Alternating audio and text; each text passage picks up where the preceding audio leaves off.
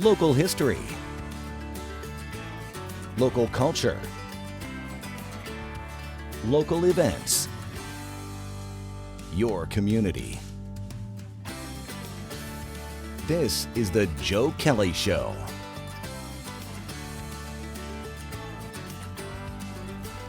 Hi there, everybody. Welcome to the show. Thanks for joining us. Jim Coulthart's our guest. Jim is a local historian about aviation history. I was going to introduce you as an expert, but here's why I didn't. Okay. Many years ago, I had somebody on a different topic, and I introduced him as an expert. And guess what happened to the very first question I asked? Didn't know the answer. Didn't know the answer. Well, thank you for that latitude. Yeah, so I've stopped doing that. But I will say you're one of the most knowledgeable people about local aviation I know. How's that? That works. Thank you, and thanks for having me back. Oh, you're welcome. Last time you were here, we talked about Mohawk Airlines. This time we're going to talk about Empire Airlines. Okay. And if we have a second, maybe we'll circle back a little bit and talk about a few things I didn't get to ask you about Mohawk Airlines the first time. Great. What got you interested, though, Jim, in local aviation in particular, and in general, military aviation, all kinds of aviation? Well, my wife would be the first one to tell you that all things World War II has been a fascination from, I guess it may be chromosomal. There's really no explanation for it. But for instance, I just picked up a new book that's out on the railroads that ran in Normandy after the landings. So very niche-y type of thing. You stop thinking about it, we spent a lot of time blowing up all the railways, and then somebody had to reconstruct them so that our forces could get supplies. So but my dad worked at Griffiths for 32 years, and the family's idea of a fun time was to go out up on Perimeter Road where the plateau was and watch the planes do touch and goes. I did that many times myself. Yeah. So that's so it's just sort of in the chromosomes, as I said. And when I retired, I said that there are some questions that I had that I wanted answered. One of which was why there were some P-51 Mustangs at Canastota that I could see as we were going up and down Route 5. Why were they there? They didn't seem to fit at a local private airport. So I got the answer to that, which is there were a couple of business people in Syracuse who wanted to refurbish them and sell them to hot spots around the world. And the other thing was about Mohawk Airlines. My family had taken a trip in 1965 to the 1964 World's Fair because they ran it 2 years at that point, and we flew out of Oriskany on Mohawk Airlines. So I wanted to do a little bit of background research on that. So those were a couple of the first programs I did. And you said you retired. You were with not-for-profits for a lot of years. That's correct. I was for 43 years for not-for-profits. A combination of the Boy Scouts, all up and down the East Coast, was with the Utica Chamber of Commerce for a couple of years, MVP Healthcare, and finished up, 18, 19 years with the Medical Society of the State of New York Physician Advocacy Group. Okay. When we talk Empire Airlines, I can't help but note the similarities between Mohawk and Empire. And both of them had kind of hard-charging leaders. Yes. Bob Peach and Paul Quackenbush.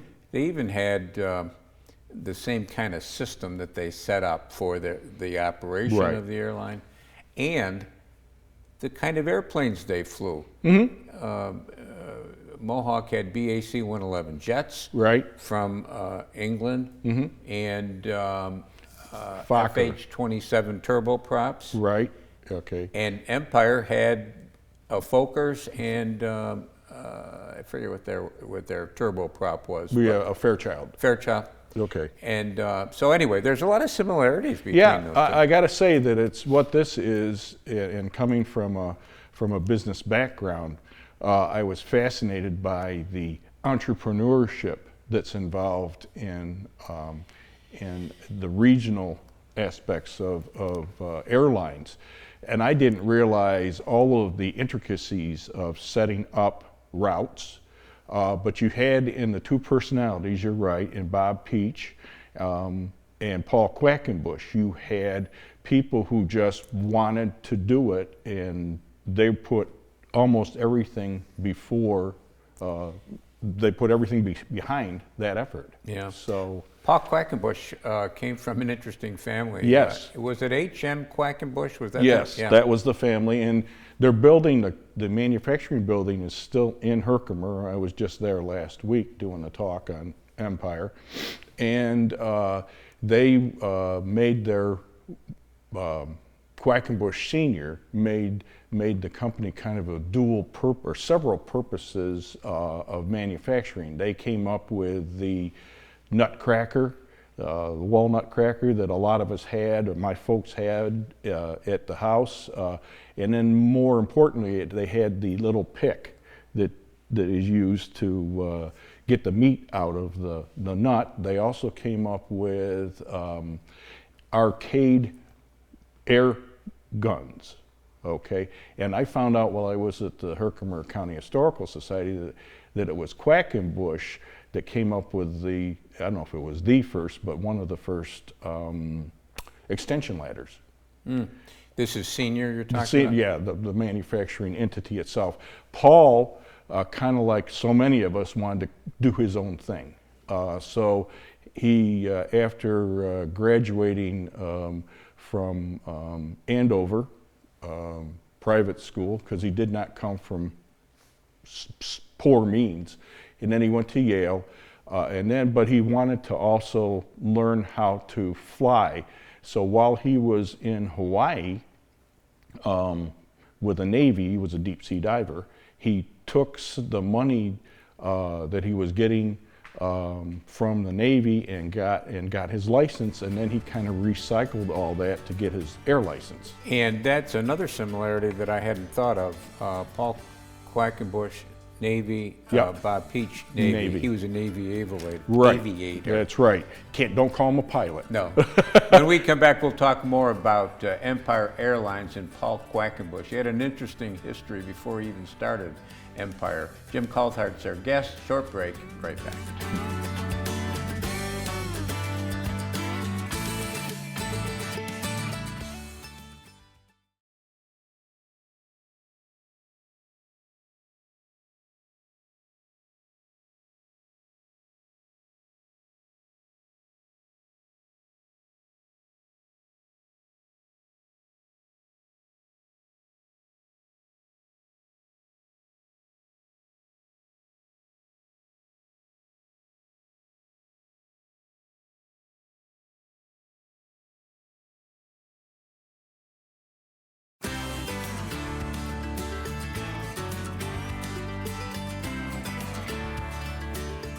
And welcome back, everybody. Thanks for sticking with us. Jim Coulthart's our guest. Jim is a guy you want to go to if you ever want to talk about Mohawk Airlines or Empire Airlines or just airlines in general.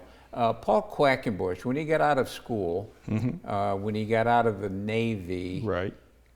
I don't know if there was a lapse there or not, but he went to work for Air America. Yeah. Well, yes. Yeah, that's what I was going to say. Yes, those of you who may remember the movie, that he was flying planes, and then the predecessor to the Air America, he was flying planes in Southeast Asia. CAT, I think. Very good. Yeah. Okay, all right. You did do some brushing up. Yeah, I read yeah. your article. Oh, okay. He did that, and he actually gave quite an interesting talk in Herkimer, where he presaged in this would have been 1970. He had some very disquieting information about how things were going in Southeast Asia. And he basically, and it was interesting, his father introduced him to the civic group that he was talking in front of. He said, by the way, these are my son's personal impressions. And for those who don't know, CAT and Air America, those were CIA operated That's right. airlines. Yes. And they flew all kinds of stuff into Laos and Cambodia Right. and that area. Different places we weren't supposed to be as Yeah, a country. yeah. So, And I don't know do you know what kind of an airplane Paul Quackenbush was flying? he specialized, I guess, in sort of STOL, short takeoff and landing planes. In fact, he made his bones with Air America, teaching fellow pilots how to take it off from a short strip on the side of a mountain. It was amazing. I want to say Pilotus was the name of the plane, which again is one of the planes that's featured in that movie. Okay. When he got done with Air America, where did Paul Quackenbush go? He came back to the business for a while, but this would have been the early 70s. And so by 74, 75, he was chomping at the bit to start an airline. And the first airline that he started, or was a local fixed-winged operation at Oriskany. Piper Cub, or not Piper, Cessna type of plane, Navajo, Aztec, that sort of thing. And then he got his entrepreneurial juices started streaming upwards, and he started the Empire Airlines. Now, I've been since corrected. This was not the first Empire Airlines. There was a brief time in the 40s that there was an Empire Airlines. So this is actually the second Empire Airlines. In fact, one of the people that I sourced for the presentation, Hardy Coleman Jr., he said that he had to get permission from the previous owners of that name so that they could use it. It became successful very quickly. Yes, and this is part of that whole secret sauce that entrepreneurs have, taking advantage of situations, opportunities that present themselves, and putting the right people in the right place at the right time. I got to tell you that seldom have I researched a business in which the employees spoke so highly of their boss. I haven't found anybody who had anything bad to say about Empire Airlines or Paul Quackenbush, and it fascinates me. And they keep the presentations that I do. People keep showing up, and they say, "By the way, he was a great guy, and this is what I did." And you were talking to some really dedicated people, and you figure it went out of business in 1986. So, and it went out of business because they got bought up, right? Correct. It was a Piedmont type of thing, and then Piedmont purchased them briefly, and then they were absorbed by what was then U.S. Air. And then, of course, eventually the bigger fish came along, American, and swallowed everybody. Same thing with Mohawk. Yes. Mohawk ended up as part of, if you trace it back. Yes, Yeah. it was. It's sort of on that same lineage. I'm trying to think. There was some other aspect that was fascinating. Well, while you're thinking of that, did you ever get into doing any research on the battle? And it was a battle that took place between Paul Quackenbush and Bill Bryant, the county executive. No, I did not. I'll have to look at that when you get a second. Yeah. Those two were, Yeah. like that. The other thing I liked about Mohawk and Empire was their livery. The way those planes were painted, I thought Mohawk's was the best ever.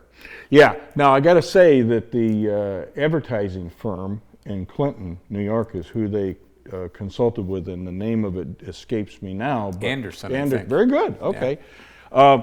They said if you're a northern airline, you want warm colors, hence the oranges, yellows, gold, that sort of thing. If you're a southern airline, you want colder colors, because you figure if you're in the north, you're going towards warm climates, and if you're in the south, you're going to cooler climates. Yeah, yeah. So, Mohawk had a couple different liveries, but the one that I always think about is that black and gold. Yes. And and the whole homage to Native Americans. Yeah, And that was Bob Peach. yes, it was. And of course, he was dedicated to Central New York and the whole idea of being proud of where he was from. So there was all kinds of, I mean, gosh, keep going here. What else? One of the problems that Empire had was they were in Oriskany, as you said. Right. But then they moved their base of operations. And that to may have Syracuse. been the genesis of that deep seat, and I don't know, Yeah. but that could have been the problem with the county executive, was that they were moving it to Syracuse. Where did the financing come for? Well, with Mohawk, you had Robinson Airlines. Right. But with Empire, where did Quackenbush get the money to start an airline? He leveraged it and was able to. It was interesting. Coley Harding Jr. Told me about how they would have an interested party purchase them and then lease them back to Empire Airlines. And I must confess, even though I've taught business classes at MVCC, that whole aspect of doing that sort of financial maneuver is beyond my pay grade. Right. Bedwin Link. Yes. He was a connection in local aviation, a big connection. All right. From Binghamton, actually originally from the Midwest. His father established a piano manufacturing company in Binghamton. Young Edwin didn't really care that much about pianos. He was sort of fixated by the thought of aviation, which a lot of guys sort of had that in the 20s and 30s. He was more interested in learning how to fly, but his father kept directing him back to things at the piano shop. But it was his mother who encouraged him to continue his passion. And if I may, he used parts from the piano store factory to create what became the Link trainer, which at the time, plane flying has always been dangerous, potential for it. But at the time, it was particularly dangerous, and he came up with the most elemental flight simulator. And they, up at the United County Airport, they had a building where you could see the Link trainers right in the window. That's right. That was the later versions of the Link trainer. And Edwin Link, because of his connection with Bob Peach and the fact that basically Bob was able to engineer things such that Cecil Robinson, the original airline owner, was out and Bob was in. That allowed Edwin to give seed money for planes. When we come back, we're going to be talking more with Jim Coulthart. We're talking Mohawk, we're talking Empire, local aviation. Short break, right back.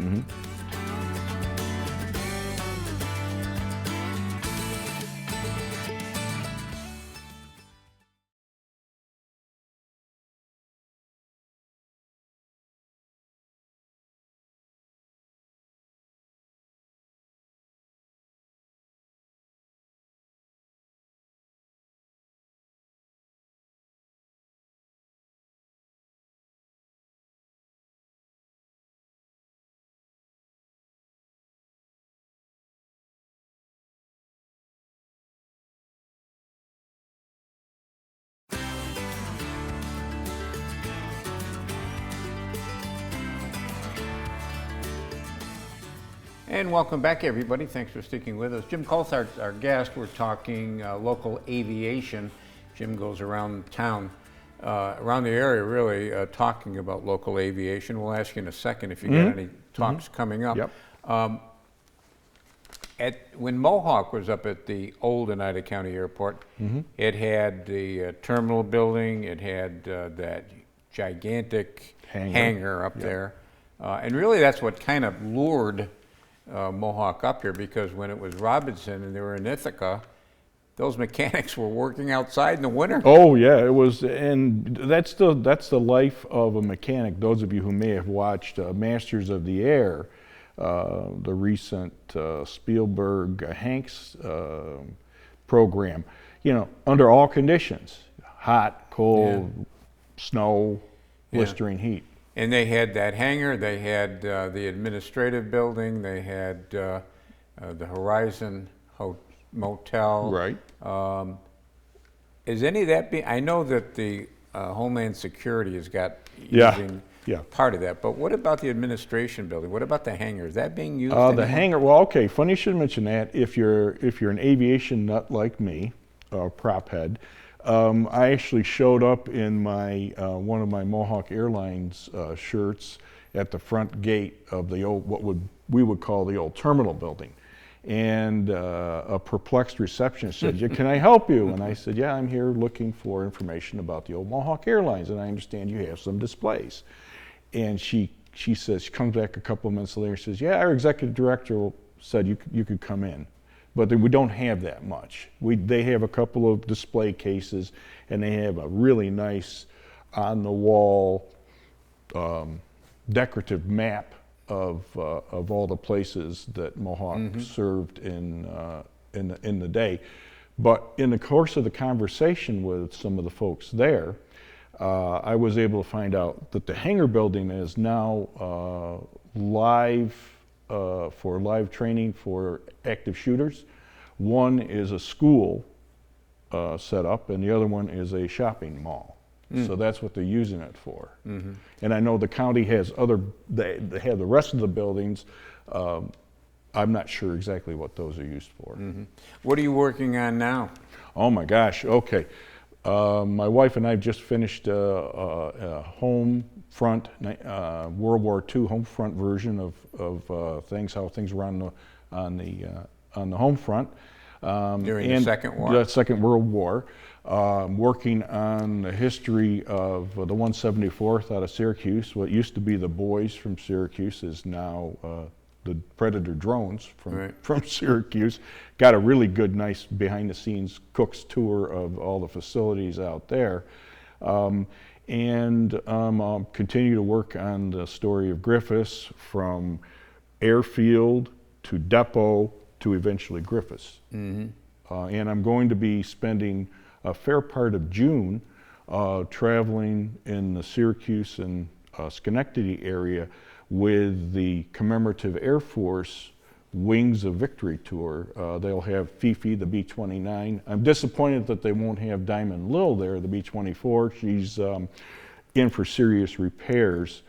Interesting thing about that, Joe, is that particular B-24 is the type of plane that Townsend Griffiths, Lieutenant Colonel in the Army Air Corps, was conducting secret conversations with the Soviets, and on their way back from a mission, like a conversation or meeting about that, the word hadn't gotten down to the RAF, the Royal Air Force, of a new type of plane that the Allies were using, and that was the type of plane, and unfortunately friendly fire brought that plane down, and Townsend Griffiths was the person whom Griffiths is named after. First airman in the war to be killed. That's right. Yes. Yeah. Yes.